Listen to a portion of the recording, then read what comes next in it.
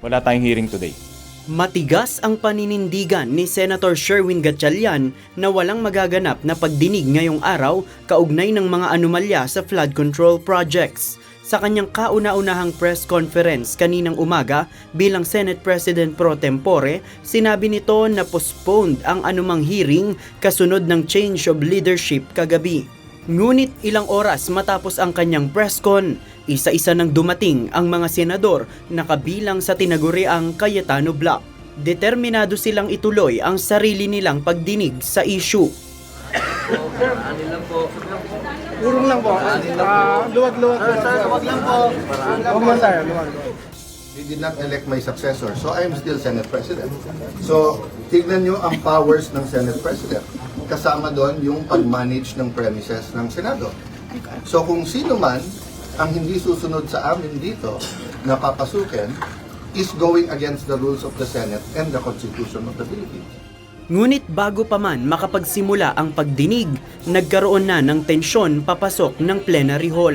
Sa video na nakunan ng UNTV News and Rescue, makikitang nagkatulakan sina Senator Robin Hood Padilla at Department of the Interior and Local Government o DILG Secretary John Vic Remulla.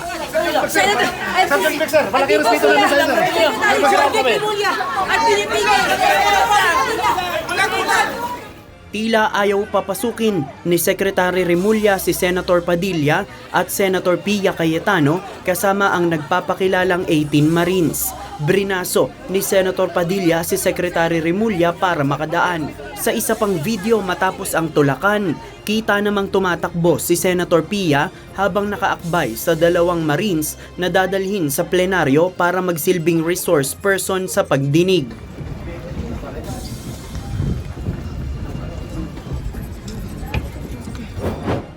Samantala, bago umalis ng Senado, itinanggi ni Secretary Remulla na hinarang niya ang mga senador.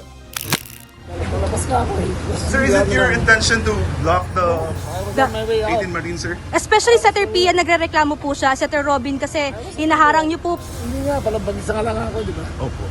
Didn't have anybody. Palabas na ako eh. Just checked up. Tapos bigla na lang a whole gang went up. I didn't have any security with me, nothing.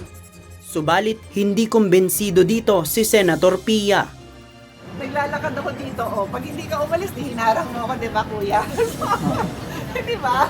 Tsaka tatayo ka dun sa harap ko, di ba? Kung nakita mo ako, tapos gusto mo lang kawayan, di sabi mo, hi, Sen! Oh, hi! Pero kung tatayo ka sa harap ko, nakaganon ka, anong tawag mo doon? Si Senator Padilla naman, iginiit sa isang pahayag na hindi umano siya ang nagsimula ng kaguluhan sa labi ng Senado. Mataas niya ang respeto niya kay Secretary Remulla dahil saksi ito sa mga proyektong medikal nito sa lalawigan ng Cavite noong siya ay gobernador. JP Nunez, UNTV, News and Rescue. Diyos ang aming sandigan, serbisyo publiko ang aming pinahahalagahan. Senator, Sir, malaki respeto namin sa inyo.